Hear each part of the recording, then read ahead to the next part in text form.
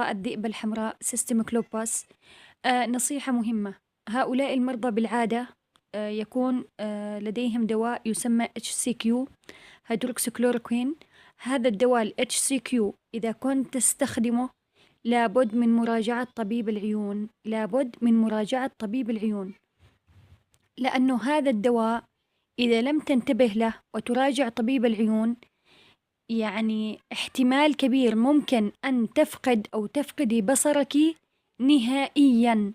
فهذا الدواء لابد، يعني أي مريض حمى ذؤابية لابد إنه هذا الدواء موجود عنده، بالذات إذا كان الاستخدام أكثر من 5 سنوات. هنا تزيد احتمالية تأثر العين، فلابد من مراجعة طبيب العيون حتى يفحص عينك وينظر إذا كان بإمكانك أن تستمر على هذا الدواء أو توقفه، لأن